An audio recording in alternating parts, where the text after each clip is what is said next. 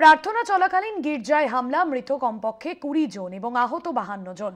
সিরিয়ার দামাস্কার মার ইলিয়াস গির্জায় হামলা চালানো হয়, চলে এলোপাথারি গুলি। সিরিয়ার স্বরাষ্ট্র মন্ত্রণালয় এই হামলার জন্য ইসলামিক স্টেট গ্রুপকে দায়ী করেছেন বলে সূত্রের খবর। রবিবারের প্রার্থনা চলছিল গির্জায়, উপস্থিত ছিলেন বহু মানুষ। হঠাৎ এলোপাথারি গুলি চালায় এক হামলাকারী। পালানোর সুযোগ পান না বেশিরভাগ মানুষ। কিছু সময়ের মধ্যেই লণ্ডভণ্ড হয়ে যায় চারপাশ, পবিত্র স্থান হয়ে ওঠে রণাঙ্গন। এই মর্মান্তিক ঘটনাটি ঘটেছে সিরিয়ার দামাস্কাসের মার ইলিয়াস গির্জায়। হামলায় মৃত্যু হয়েছে কমপক্ষে 20 জনের এবং আহত প্রায় 52 জন। খবর পেয়ে ঘটনাস্থলে পৌঁছায় পুলিশ। আহতদের উদ্ধার করে হাসপাতালে পাঠানো হয়। এখনো প্রাণহানির সঠিক সংখ্যা জানা যায়নি। সংখ্যা আরও বাড়তে পারে বলেই সূত্রের খবর। দীর্ঘ সময় পর এমন মর্মান্তিক ঘটনার সাক্ষী হল সিরিয়া। সূত্রের খবর, সিরিয়ার স্বরাষ্ট্র মন্ত্রণালয় এই হামলার জন্য ইসলামিক স্টেট গ্রুপকে দায়ী করেছে। এই হামলার তীব্র নিন্দা জানিয়েছেন সিরিয়ার তথ্যমন্ত্রী হামজা মোস্তফা। ঘটনাটিকে জঙ্গি হামলা বলে অভিহিত করেছেন তিনি। যারা এই রকমের হামলা চালায় তাদের থেকে দেশের নাগরিকদেরকে রক্ষা করার জন্য সমস্ত প্রচেষ্টা চালানো হচ্ছে, এমনটাই প্রতিশ্রুতি দিয়েছেন সিরিয়ার তথ্যমন্ত্রী। সিরিয়ার চার্চের হামলা উদ্বেগের কারণ হয়ে দাঁড়িয়েছে। খ্রিস্ট ধর্মের বিদ্বেষের কারণেই কি এই হামলা, উঠছে প্রশ্ন। কলকাতা টিভি। যে খবরে নজর রাখবো, আমেরিকায় অপারেশন মিডনাইট হ্যামারের পাল্টা ইরানের। অপারেশন অল ফাতে পাল্টা হামলা ইরানের। বাহরেন, কুয়েত, কাতার, মার্কিন সেনাঘাঁটিতে হামলা, একযোগে হামলা ইরানের। ইরান ইসরায়েলি যুদ্ধে ভয়ানক মোড়। এই মুহূর্তে যে খবর আমরা পাচ্ছি, ইরান ইসরায়েল যুদ্ধে ভয়ানক মোড়, অর্থাৎ যুদ্ধের যে তীব্রতা, সেই তীব্রতা বাড়তে চলেছে। বাহরেন, কুয়েত, কাতার এবং মার্কিন সেনাঘাঁটিতে হামলা চালানোর অভিযোগ সামনে আসছে। আমেরিকার অপারেশন মিডনাইট হ্যামারের পাল্টা ইরানের। অপারেশন অল ফাতে পাল্টা হামলা ইরানের। এবং এখনো পর্যন্ত যে খবর আমরা পাচ্ছি, এর আগে আমরা দেখেছি যে এই ইরান ইসরায়েল যুদ্ধে সরাসরি জড়িয়ে গিয়েছে আমেরিকা। গতকালই আমেরিকা ইরানের 3টি পরমাণু ঘাঁটি লক্ষ্য করে হামলা চালিয়েছিল এবং এরই প্রত্যাঘাত আসতে পারে। আগে থেকেই আশঙ্কা করা হচ্ছিল বড় কোনো পরিকল্পনার ছক কষতে পারে ইরান, এমনটাই কিন্তু এই মুহূর্তে জানা যাচ্ছে। আমেরিকার অপারেশন মিডনাইটের হ্যামারের পাল্টা ইরানের অপারেশন অল ফাতেও পাল্টা হামলা ইরানের।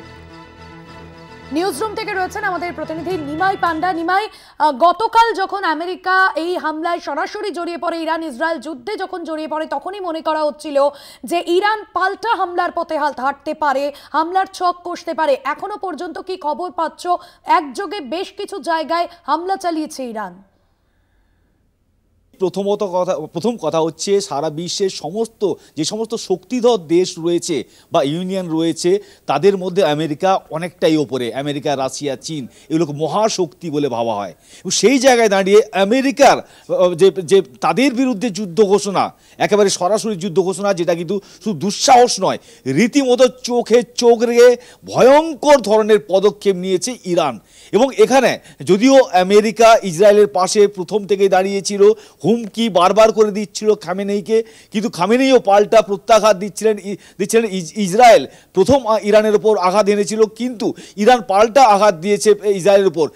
যেভাবে আমেরিকা গতকাল সরাসরি সামরিক আগ্রাসন দেখালো এবং যে ইরানের 3টি পরমাণু কেন্দ্রে সেখানে তারা B-2 বোমারু বিমান দিয়ে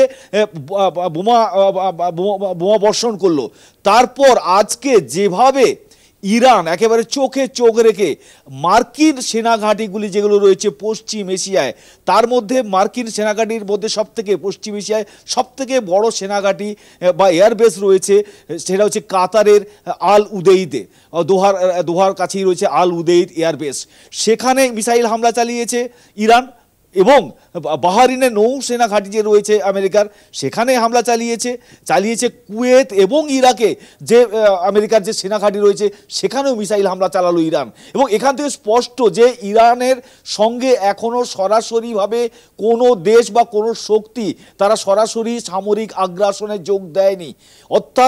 অর্থাৎ এখনও পর্যন্ত একা লড়াই করছে ইরান। আর সেই জায়গায় দাঁড়িয়ে এই যে ভয়ঙ্কর মোড় নেওয়া এই যুদ্ধে, খামেনেই রীতিমতো প্রত্যুত্তর দিচ্ছেন না, চোখে চোখ রেখে আমেরিকাকে শাসাচ্ছেন। এবং রীতিমতো যেভাবে আজকে কিছুক্ষণ আগে এই মিসাইল হামলা চলেছে বাহরিন, কুয়েত, কাতার, আল উদেইতে সেনা ঘাঁটিগুলোতে, সামরিক ঘাঁটিগুলোতে আমেরিকার, তা কিন্তু যথেষ্ট চিন্তার ভাঁজ ফেলেছে আমেরিকার ক্ষেত্রে। কারণ ইতিমধ্যে কাতারের যে আকাশ সীমা সেটা বন্ধ করে দেওয়া হয়েছে।